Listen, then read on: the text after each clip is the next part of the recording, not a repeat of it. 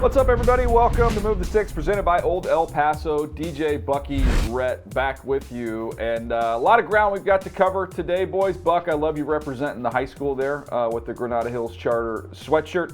By the way, Buck, Rhett, happy Eagles-Niners week, by the way. Just want to wish you a very early happy Let's go. week. How are we doing? Is that all we're talking about today? Eagles-Niners? Is that it? No, we're going to save that. We're going to save that. We're going to table that for later in the week, but we'll have plenty on that game coming up later in the week, which is something we've been pointing to for a long time. Let's get this thing started, though. Let's jump into what we saw last night. This is the Monday night recap presented by Old El Paso in a game that, I'm going to be honest, not the most aesthetically pleasing game. I think maybe the shine came off a little bit, Buck, on what had been a great story with Josh Dobbs. Turned it over a bunch in this game, and the Bears find their way to the winner's circle. What was your takeaway? Yeah, my takeaway is the Bears playing well under Matt Eberflus. The one thing that you have to admire is that he's been able to keep this team together. This is a team that was kind of left for dead, didn't think that they were going to be able to kind of make it down the stretch, but they played with great effort, great energy, and the execution has gotten better every week. And from a defensive standpoint, this is a team, they want to see ball, get ball, and sometimes the zones and stuff that they play can really mess with the quarterback. And we saw they were able to get after Josh Dobbs. They made life miserable for him because they did a really good job of tracking his eyes and making plays.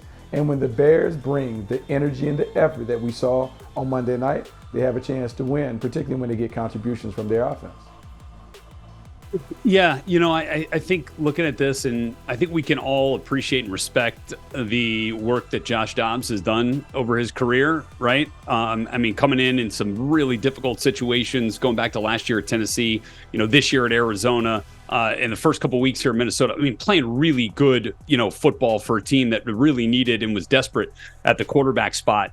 But, I think that, as Bucky mentioned, the shine does start to come off a little bit. You look at what happened in Arizona at the end. Through three interceptions in his last two games there, was minimized in the run game, kind of like he was in this game. And you see 4 interceptions, obviously that sticks out. I don't know, that one of them bounced right off Jordan Addison's hands. Another one was really close. So I don't think it was like this 4 interception debacle that maybe it can get painted at if you're just looking at the box score. But I think what happens is when you have a defense that can limit the way that he's able to affect the game with his athleticism, he even talked about it afterwards. Like, they did a great job in their rush lanes, kind of maintaining discipline, not really allowing him to create the way he does.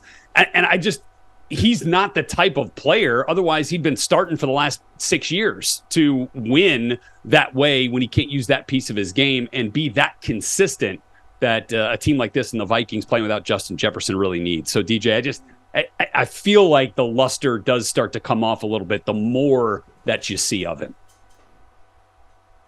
Yeah, I think to me the keys there are, you touched on it, it's accuracy, it's protecting the football, and then it's using your legs to add to it. So when you only carry the ball 2 times for 11 yards in this game, you eliminate that. Obviously the turnovers, and look, the one did hit Addison literally almost in the face. So you don't put all of them on him, but he didn't do a good job protecting the ball. The accuracy was okay. He was fine there. He was almost 70% in this game, 69%. So I was thinking going into this game, and Buck, I'll get it over to you on this one, that the decision the Vikings could have with Kirk Cousins being up, both these guys being up, you could make a case before this game kicked off that the Vikings had the 2 most promising, most attractive free agent quarterbacks in next year's market. Like, there was a chance both those guys find hefty paydays, and I thought the Vikings might have to make a decision. Do we want to bring Cousins back, north of 40, pushing 50 million a year, or can we get Dobbs on maybe a 20, kind of that lower tier quarterback dollars, and say, man, I don't know, Dobbs, the way he'd been playing, maybe Dobbs. Well, after this game, I don't think that you're the Vikings. You can let Kirk Cousins walk out of that building. Do you?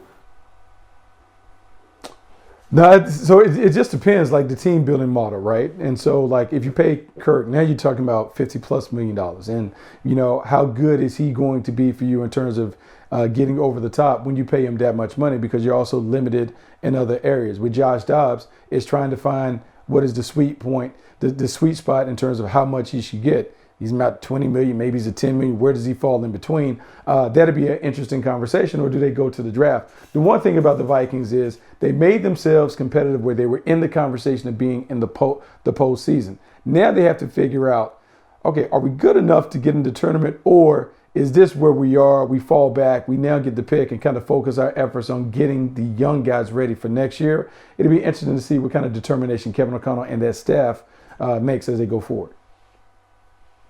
Yeah, and one real quick, Rhett, the age of Kirk Cousins in his mid-30s, but this injury is the first injury he's had. I was told this is the first practice he's missed since he was a sophomore in high school. So he's been extremely durable, and with a quarterback who's not really an athletic move guy, I think the Achilles isn't going to be as big of a detriment or as big a concern coming off that injury for a guy like him. I think that's a good point, too. And we also have to watch, what happens with the Justin Jefferson contract that's going to command, close to $30 million. I mean, he'll be in the $25 million with the way that he's, established himself as one of, if not the best receiver in football right now. So, how does that work out with Cousins? But if you believe what you heard on the broadcast, I mean, you had Joe Buck talking about their meeting with Kevin O'Connell and that he was desperate to bring Kirk Cousins back next year and wants to figure out a way to make it work. So I think that's probably still the best course forward here for the Minnesota Vikings, Teach. Yeah, no doubt. Look at that. We squeezed a nice conversation out of a terrible football game. Well done, everybody. Well done. All right, let's keep the train moving here. Let's get to the NFC Playoff Picture. And I want to focus on a couple teams that are in the hunt there. When you look at the Green Bay Packers at 5-6, the Rams 5-6 as well, I want to focus really on those two. You see the Minnesota Vikings, they're holding that last spot at 6-6. But Buck, when you look at Green Bay and you look at the Los Angeles Rams, Green Bay, I'd say expectations, even with Jordan Love taking over for Aaron Rodgers, they're probably around where the expectations were. I would say the Rams have exceeded expectations for where they are. Both these teams right in the mix for playoff spots. Who do you trust more between those two? I'm going to trust the Green Bay Packers more. The Green Bay Packers have more talent at the other positions outside of quarterback and Aaron Donald. When you look at this defense, they have enough playmakers on defense to get after. Rashawn Gary's playing really, really well, being able to get after the passer. Defensively, they're beginning to kind of find their identity under Joe Barry. And then offensively, the young playmakers have a synergy and a connection with Jordan Love that has given them an opportunity to kind of find their way as an offense. Matt LaFleur has to be pleased with the progress of the young guys. I just trust this team, and I just trust that they're going to find a way to get it done. I look for them to be the 7th seed when it's all said and done at the end of the season. Yeah, it's hard for me not to choose the Rams here. I think that they've done a really good job accentuating their weapons offensively, as Sean McVay and Mike LaFleur kind of always do, right? I think you trust the quarterback, obviously. I think more than anybody in that wild card discussion here with Matthew Stafford. When healthy, again, throws 4 touchdowns in this last game. But in addition to that, and what we've seen from Puka Nacua this year, and obviously Cooper Kupp, still one of the very best. But Kyron Williams, I think, is a difference maker for this team. And their commitment to run the football and ability to execute chunk plays in the run game. We want to talk about 17 carries and 148 yards. Like, that's not just 3 yards in a cloud of dust. Like, they're finding ways to impact the game, both on the ground and then with a number of weapons in the pass game. We saw Tyler Higbee get back involved in a big way this past week. So, they've got a lot on offense. I will agree with Bucky, DJ, that the Packers probably have the edge in terms of totality and talent on the defensive side of the ball. They're getting a lot of those injured DBs back now. But I still trust Matthew Stafford, Sean McVay, and the Rams the most out of that group. Yeah, I'm looking at the schedule for the Rams, guys, and if we assume 9-8 most likely gets you in the NFC for that last wild card spot, I believe, when you kind of look at the schedules and how this whole thing shakes out. So that means you look at their schedule for the remaining schedule for the Rams. Cleveland, with backup quarterback, I feel like that's a win. At Baltimore, they're not going to win that game, so we'll give them a loss there. But outside of that, then you go Washington, New Orleans, the Giants, and then the last week of the season at San Francisco, who might have whatever seed they are wrapped up. Like, the Rams are going to win 9 and maybe even 10 games. It's incredible. It's a testament to what coaching and teaching does. When you have a talented quarterback that can kind of handle things there, But then you just draft so many young players. You've had to purge this roster. Buck, I think the underrated aspect is development and teaching at the NFL level. There's very few teams that do it well. I'd probably count them on one hand. I don't know if anybody does it better than Sean McVay and his staff. Hey, give him credit, man, because there are a lot of people that weren't worried about him checking out, like not having all the weapons available, this team being in a rebuild. Did he have the wherewithal to kind of stick through it and grind it out to get this team back to a place where they're not only respectable, but they're competitive and they can be a playoff contender? Hats off to him because he did it. And I don't know if many of us thought that he had the mentality to be able to do it, but they've done it. And the young players that they've been able to develop over time, the guys that have been third round or later that have come in and made major contributions, being able to kind of get those guys on the field, being unafraid to play them and give them opportunities to kind of work through those mistakes. The Rams are now reaping the benefits of being kind of bold when it came to putting those guys on the field, because the young guys are playing well. And because you have Matthew Stafford, a quarterback that has played at a high level in this league, he has been able to kind of guide them to this winner's circle. It's working really, really well in LA. Yeah, no question. Let's give Les Snead a lot of love there as well for the job he's done of identifying players that are coachable and have some upside, and they've been able to tap into that.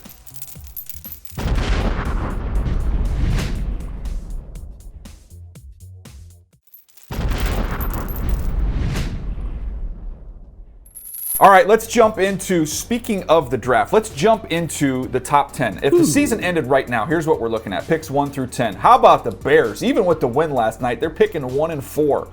The Patriots are sitting right there at 3. They are not out of the mix to get to the number 1 overall pick when this is all said and done. You got the Cardinals there at 2, the Giants 5, Commanders, Titans, Jets, Bucks, Chargers. Man, I would have been shocked if you'd have told me before the year the Chargers would have a top 10 pick. But here we are at this point in time.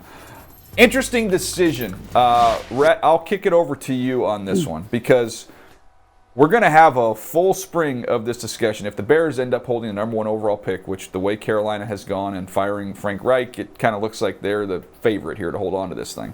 We're going to have a spring of do they keep Fields? Do they trade Fields? What do they do at the quarterback position? Do they trade one of these picks? Do they just take whoever the quarterbacks are that come out? We don't know those names just yet. We have a pretty good idea. But I thought it would be an interesting exercise if we went back and looked at the Jets. I was trying to think of a team that had a similar decision. The Jets, having Sam Darnold in the fold and then having a top pick, they had to make the decision, right? It was, do we stick with Sam Darnold going forward? Or do we trade Sam Darnold, get what you can get? And you look at the numbers side by side, it's not all that different when you look at the Darnold and the Justin Fields numbers. Total touchdowns, very close. 50 to 46. The giveaways, Darnold a little bit higher there. The passer ratings somewhat comparable. But that was a decision the Jets had to make. We know what they did and how it worked out. What's your early take on the Bears here? Well, I think also, you throw the rushing numbers in there for Justin Fields, and that look and that comparison with Darnold probably takes on a different shape, although it was total touchdowns also in there, not just passing touchdowns, which tells you that Darnold found a little bit more success through the air than Justin Fields has in those few years. I think he's done a better job at taking care of the football in the last few weeks. I mean, he hasn't thrown an interception in his time back since the injury. But, those first couple of weeks, I mean, it was ugly, right? And so I appreciate the fact that they've found a way to limit that a little bit while still keeping some of what makes him dangerous in the game plan. I think he's found a really nice connection with Cole Kmet and DJ Moore. Now, does that show you enough that, all right, if we add another piece with one of those high draft picks, shoot, if we get Marvin Harrison, you kidding me? Bring him back, bring the Buckeyes back together down there in Chicago. Like, do we see Justin Fields take another step at another level? I think that's something that, you also, that we're always going to be just a little bit behind on, because we're not seeing it every day in practice, not seeing that tape every day in practice. Well, we're seeing the games, and obviously that's a big piece of it. But, how the Bears view his daily, weekly, and, monthly improvement this season obviously plays a huge role in what they're going to do at the quarterback spot. Because at this point, Bucky, what are we looking at if you try to put Justin Fields on the block? You think is a team going to give you a first rounder? Probably not. I mean, you're probably looking at a day 2 pick at this point. If you're, go ahead, Deej. Hold Hold on. Well, I'm going to tell you exactly. If we're going to do the Darnold comparison, Darnold went for a this year's 6, a next year's 2, and a 4. So a combination of a 2, a 4, and a 6. And you remember, because of the Montez Sweat trade, they don't have a 2.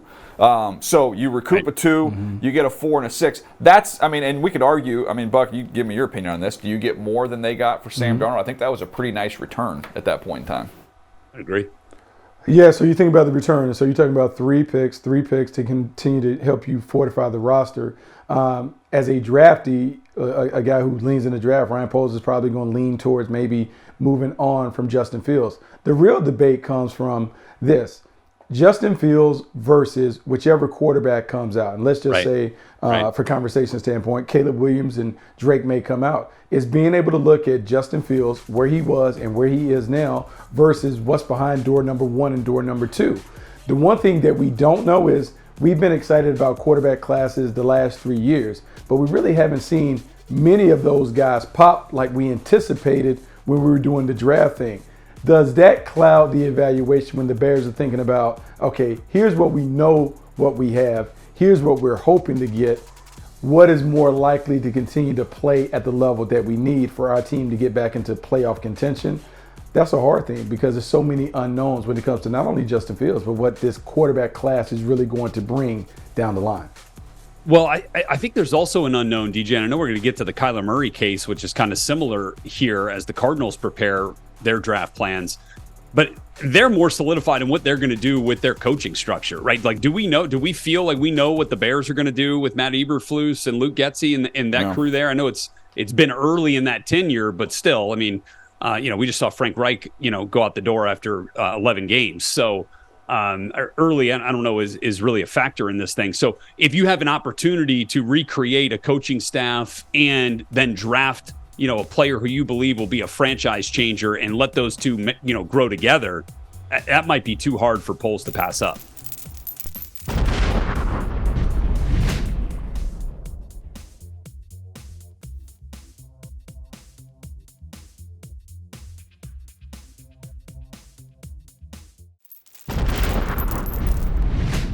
Yeah, I want to get to Arizona, though, if we change, because you just mentioned them. Look at these. Listen to these assets. Right now, draft takes place. The Arizona Cardinals are picking 2. They're picking 17, 34. And then in the third round, they're picking 66, 72, 81. They've got 3 threes. They got 2 ones, in the top 20 in the third. 3 threes.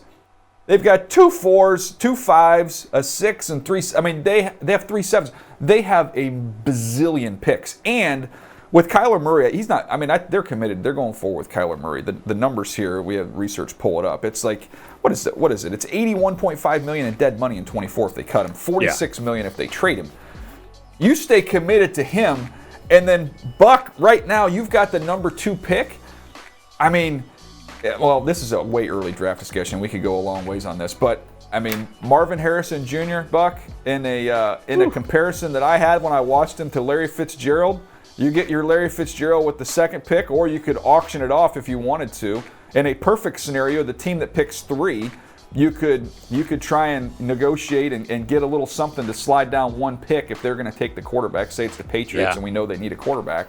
Maybe you even get an extra pick or 2. But of all the teams in this draft, as great as it is the Bears are picking 1 and 4, the Arizona Cardinals, already knowing, we believe they're committed to Kyler Murray, they have the most advantageous position in the entire draft. Yeah, the Cardinals have a lot that they can do, a lot that they can work with. I'm fully on board with them bringing Kyler Murray back. He's played better since he's returned. He appears to have kind of ingratiated himself to his teammates in terms of showing a better attitude around the locker room and those things. If you have an opportunity to build and you're hoping that the draft gives you what you need in terms of the needs that you have match up with the strengths of the draft. And so you not only talk about a Marvin Harrison Jr., a playmaker on the outside, but being able to beef up the offensive and defensive lines, which is necessary in a division that is won by the Trench Warriors. The Cardinals have plenty of picks to be able to do that. So this is an opportunity for them to dig in the draft. And we saw how the turnarounds happened in Seattle when they went all in on the young players, hit on their picks, and then put them right back in the tournament. The Arizona Cardinals will have an opportunity to orchestrate a similar turnaround if they get it right on draft day. Yeah, and it does make a lot of sense to kind of run this back here. Look, Kyler, I think probably had his worst game out of the three since he's been back. I thought he made that team dangerous again, and that team still has a lot of room to grow in terms of overall talent. On the offensive side, especially on the defensive side. So you use some of that draft capital to help supplement a player who we've seen lead this team to within a breath of the postseason. Man, it feels like they've got some good young coaching there, too, that's kind of tried to get the most out of players like a Josh Dobbs, who made that offense competitive in every game they played, for the most part this season. I think that could go a long way. And you probably, and from all the reports, right, that we've heard, like Kyler's been terrific with this new staff, seems to really like him, and then there's a lot of good back and forth there. That could be pretty dangerous in that NFC West if they're able to really maximize all those draft assets, DJ. Yeah, and look, we talk about a mixture of young and old, right? You got 3 third-round picks. You easily spend one of those off for a veteran player that you like. You have the room to squeeze him in under your salary cap. There's a lot of different things they can do. A ton of flexibility here for the Arizona Cardinals. In fact, in the spring, I think this is going to be a team we spend a lot of time focusing on because they can use the next few months to transform their entire team. So it'll be fascinating to watch what the Arizona Cardinals do as we head towards the NFL draft. All right, we're going to take a little break. When we come back, we are going to jump into the rookie draft. Looks like Buck had a rebound weekend. He's back in business, baby. Finally. We'll get into that right after this.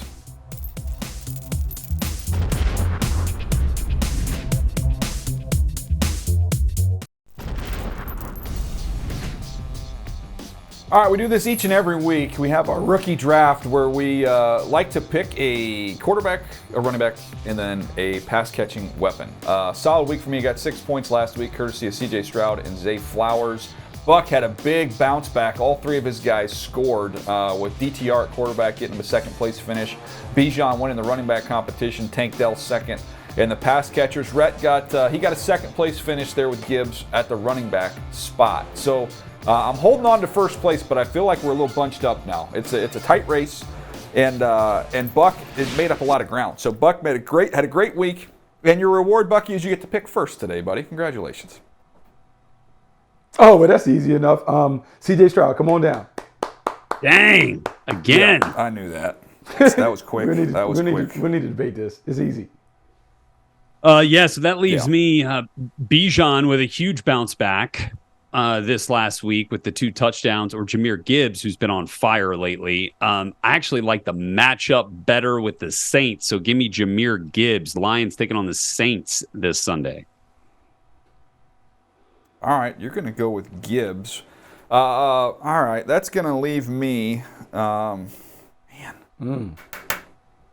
Gosh, I'm so conflicted on where to go here. No, you're not. What are we conflicted about? I'm gonna go Tank Dell with my first pick. I get 2 picks here, so I'm gonna go Tank Dell, and then I'm also gonna go with Bijan. So that takes care of that for me. Yep, had to do it. Rhett, That's how the first 4 picks have basically gone. I feel like in some way, shape, or form for the last few weeks. Right. Yeah. Right, so I'm back up, and I'm gonna stack them this week, boys. I'm going Sammy Laporta as my receiver here. So I got Gibbs and Laporta for the Lions offense, getting back on track against the Saints this week. Ooh, okay. Well, I know the Baltimore Ravens are on a bye week, so Zay Flowers is off the board. Let's go with we're thinking about Jordan Addison as the pass catcher that we need. Running backs. He's got a bye. He's gone. Jordan Addison is on a bye too. Like, my God. Yep. I'm fine. I need to. Yeah, you've got like Puka Nacua. You've got Mingo. You got Jaden Reed. Josh Downs. Let's go with Josh Puka. Downs. Jaden Reed's a good one. Yeah. No. I was thinking about Jaden, but we go with Puka. I stay with the brand names. And Puka, and then I need a running back. Who else is on bye? Drew, who's on bye? Who's on bye this week? Yeah, we got a lot of guys on byes. We have, well, you know what? I think we got running back wise. Yeah, you got Jaleel McLaughlin. Yep. You got Charbonnet. Charbonnet. Charbonnet from Seattle. We go Charbonnet. You're a big, that's nice, a nice oaky, buttery Charbonnet on that one, but that's fine. Wow, already. Let me see here. Goose egged. So it's me, right? So I'm going to go. Yeah. Oh, no, you're up, Brett. You're up. Yeah. Wait a minute, it's red. It's all right. It's red. You've only been doing it 12 weeks. Sorry. I've got to get my quarterback here, and I've got my pick of the litter. I can't do Bryce Young against the Bucks. Oh, why? I can't do it. I'm not ready for that yet. Although maybe they get the bump with all the change. I don't know if DTR. I got to go Will Levis. I got to go Will Levis. Will Levis, Titans. Mayo in my coffee. On the Colts. Mayo in my coffee. Sometimes some calories are okay. All right. You guys, this guy's taken a lot of abuse. It's not been a great year. Just lost his coach. Just lost a couple other coaches. But we're going to go with the new coach bounce for Bryce Young for my last pick. So everybody's scared of him. I'm going to embrace him this week. I'm going to say he has his best game as a pro against a good defense in Tampa Bay. Do I feel great about it? No, I don't. Okay, I don't feel great about it. But those are the options that I had. That's where we're at, and boys. that's what I had to do. Well, I'm sure that inspires confidence. I'm sure he'll feel better running out the tunnel. I'm sure he feels better running out the tunnel with that strong endorsement. Definitely. From his owner. Well, you know when you get that pregame speech, trust me, as somebody who played when I was at Northeast Louisiana, now Louisiana Monroe, we played 4 SEC teams, I got plenty of those pregame speeches where you could look in the coach's eyes and go, nope, he's got zero confidence. We got this today, boys. All right. He's saying one thing, but his body's telling me something else. That's what I just did right there. All right, let's take a quick break. We'll come back. We're going to look at the Thursday night battle between Seattle and Dallas, which figures to be a good one. We'll do that right after this.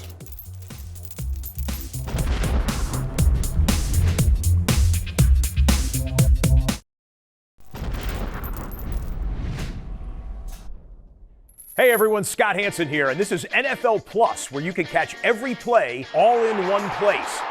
You get access to live, local, and primetime games on your mobile phone and tablet. That's every in-market game with you on the go. I never knew that was a thing. Oh, yeah? And here's my favorite part. You can stream NFL RedZone live every Sunday. What are you waiting for? Game time, baby. Let's go. Go to plus.nfl.com. Sign up today. All right, we've got a great Thursday night matchup here. The Seattle Seahawks, the Dallas Cowboys. Man, there's a lot going for both those teams right now, a lot on the line. In the NFC Playoff Picture, it's pretty muddied up here. A big game for both these teams, Buck. Let's start with the Cowboys and a team that's found their rhythm a little bit here on both sides of the ball. Yeah, they certainly have found their rhythm, and it certainly helped the schedule gave them a break, and so they're able to kind of build their confidence. Well, now they take on a team that should give them a stern test. What I love about what the Cowboys have been doing of late, Dak Prescott has gotten in rhythm. He's doing a really good job of distributing the ball to the playmakers on outside. CD Lamb has had a big impact. Brandon Cooks has started to step up, and they have been able to jump out in front, and then they're running the ball out in the second half. And that's the way that Mike McCarthy envisions this team having to play in the postseason. So I like it, and as long as they're able to turn the ball over like they have been on defense, it gives them a chance. But right now, man, one of the hottest teams in football, the Dallas Cowboys.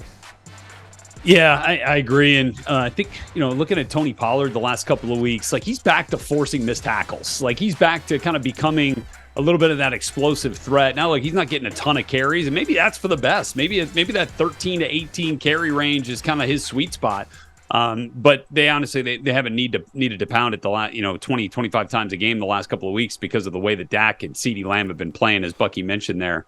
I just, for the Seahawks, if I'm looking at it on that side of things too here, they got to find a way to get Geno back healthy and Geno back playing the way that he's capable of and the way that he showed, early in the year. And obviously, they've been banged up a little bit, the running back room with Kenneth Walker and up front on the offensive line.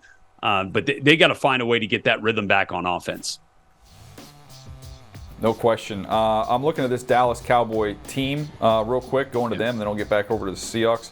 43-23, 49-33, 45. That's what they've put up the last few weeks. So they have been explosive. They've been dynamic. I do think as we kind of get towards the offseason and looking towards the offseason with some of these teams that are out of it, and we're looking at potentially 7 to 10 head coach openings. Dan Quinn's going to be the belle of the ball with what he's done on the defensive side of the ball. Again? He's got previous head coaching experience.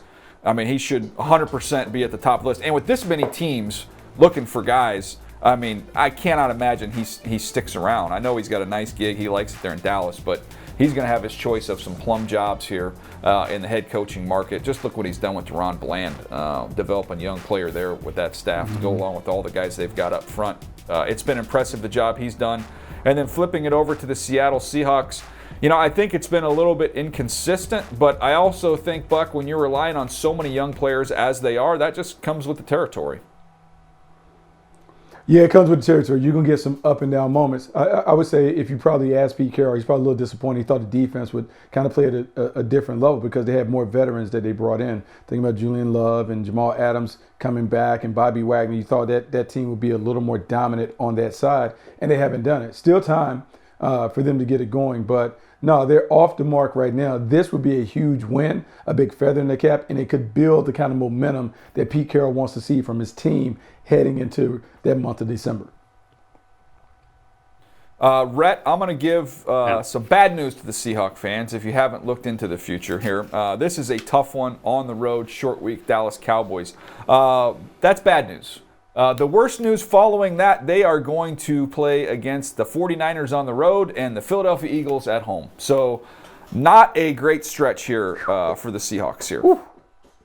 Yeah, that's not great. And look, you look at some of the teams. I mean, the Rams have swept them this year, which is something that hadn't happened. I feel like since that Super Bowl year for LA. And I just, again, looking at Geno's last two games, I think that also kind of coincides with when he got banged up a little bit. It just hasn't been, what you really want. And while they are sitting there in that wild card spot at 6-5, would not be surprised at all that if it is the Rams who beat them twice and, have some of those tiebreakers on them, that supplant them in the wild card picture, and Seattle finds themselves on the outside looking in here. Now, I probably trust Seattle a little bit more than I do Minnesota at this point, so it could kick in that way. You get the Rams to jump into the 6th spot and the Seahawks fall down to 7, and then the Vikings maybe fall out. But Geno's got to get back healthy. He's got to get back to playing the way that he has, which has been a pretty dang high level for the better part of the last year and a half. Yeah, they've got a rough road. We went over the Rams. We've talked about them previously. Schedule a little more favorable for the Rams. So it's going to be a tough one here. They got to find a way to win one or two of these games against really, really top-notch competition.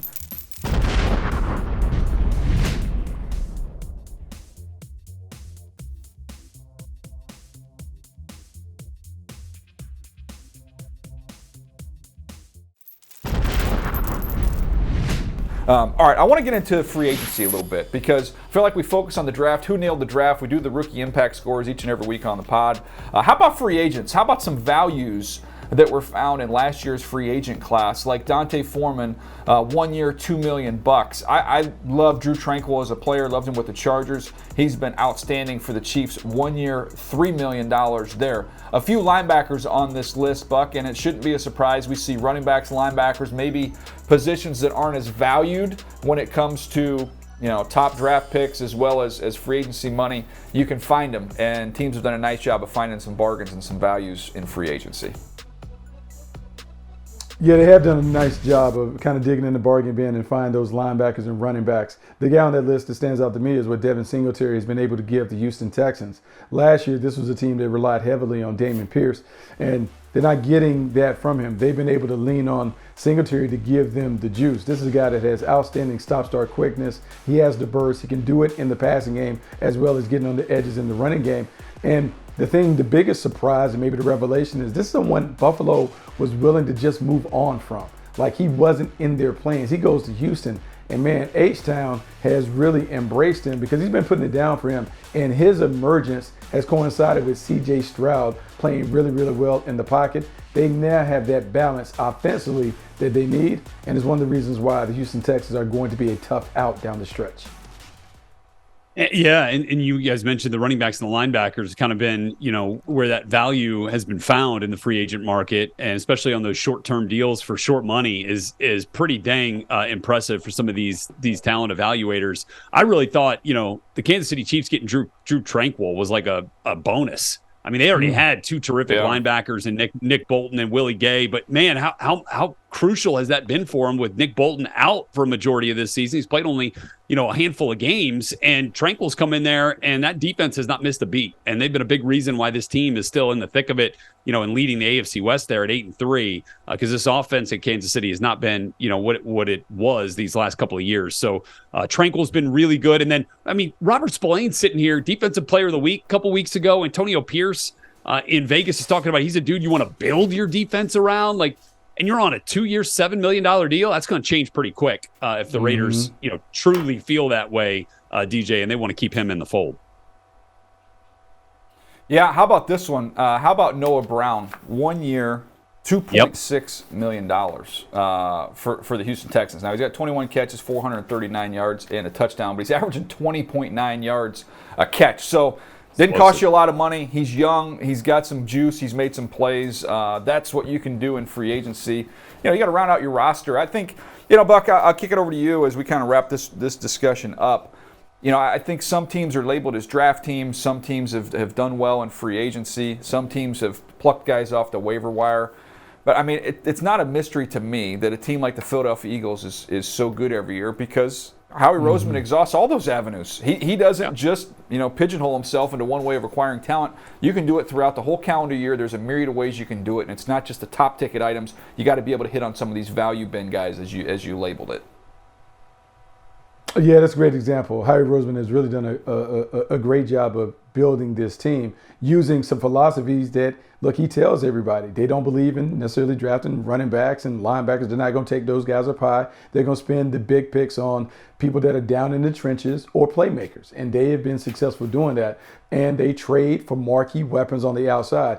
They exhaust every team building option that's available to the team builder, and it's really worked out for them. And this is a team that's a model franchise. You're sitting here with only one loss on your record when you should be dealing with a Super Bowl hangover. And the reason why you're able to do that is because you continue to get these players, blue chip players, in the way that you want them, either free agents, trade, or draft. They've been able to accumulate a very talented roster. No doubt. They've done a nice job. I'll tell you, another team that's done a nice job is the Denver Broncos. We're going to take a break. We've talked a lot about the Broncos offense, Sean Payton, Russell Wilson and company. How about this defense and what they're doing, reverting back to form? We'll dive into that right after this.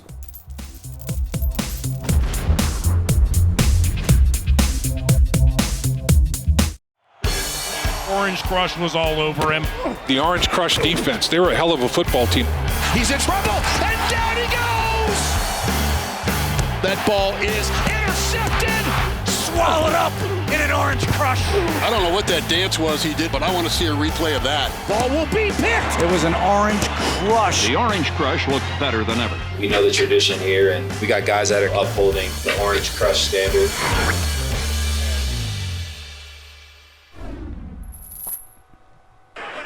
It's time for Sacks and Quarterbacks presented by Campbell's, and we are looking at the Denver Broncos and the defensive turnaround that has taken place. Look at the numbers, how startling they are from weeks 1 through 6, and then where they've gone from 7 to week 12 here. 1-5 to 5-0, 33 points a game down to 16 points a game.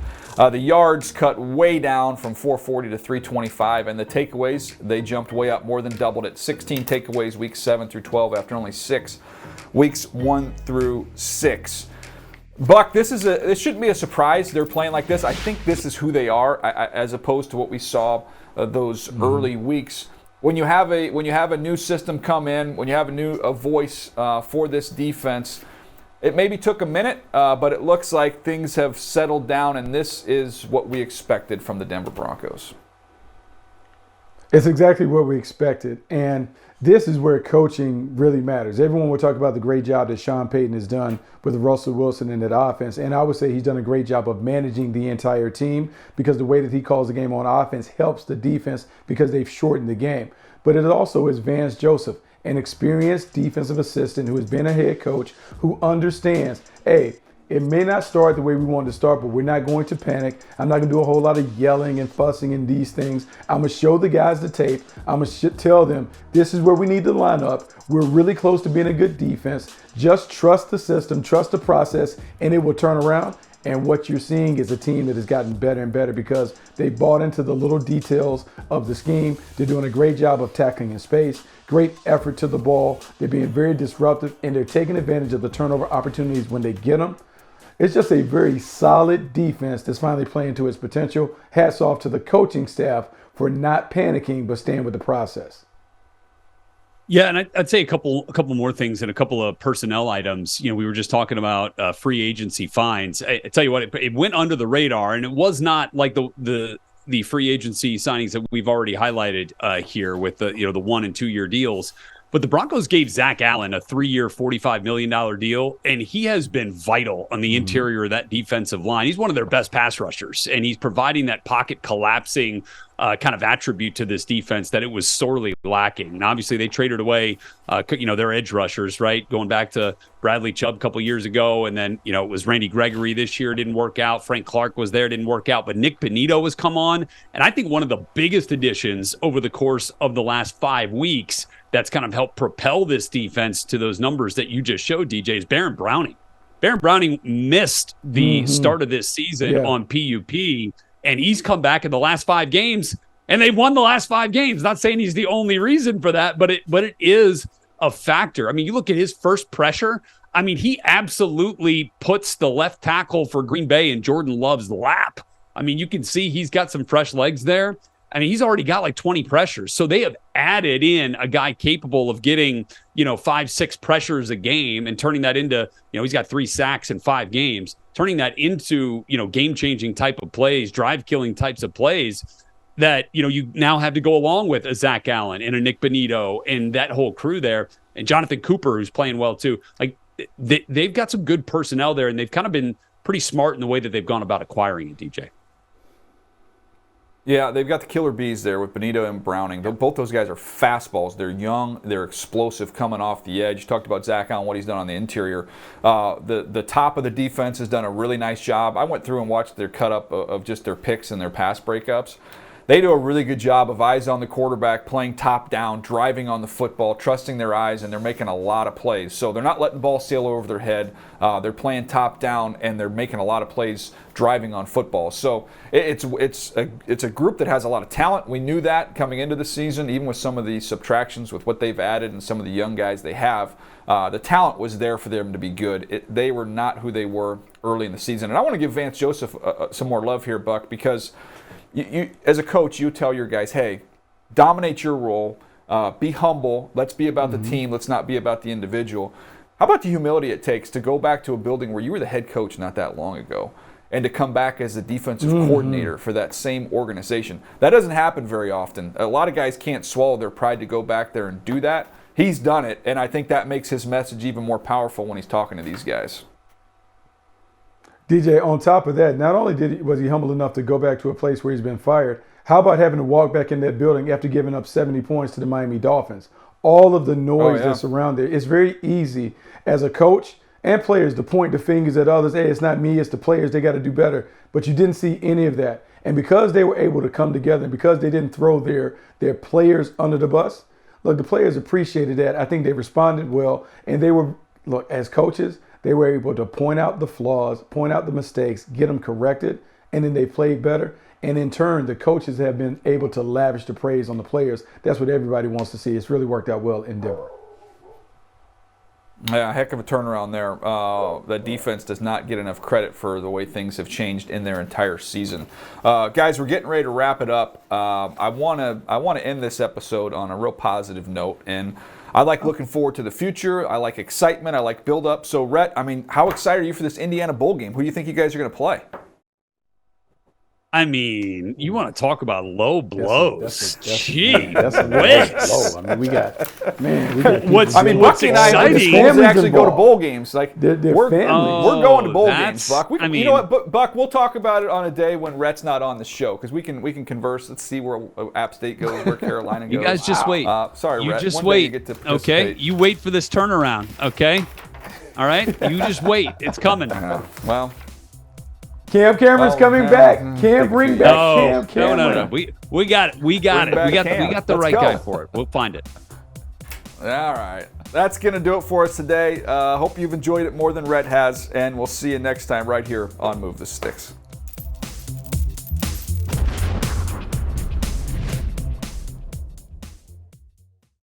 Welcome to Game Day View. Patrick Claybon here with my pals Greg Rosenthal and Cynthia Freeland. Micah Parsons is the best pure edge rusher I've seen come into the league. Jalen Ramsey's not playing.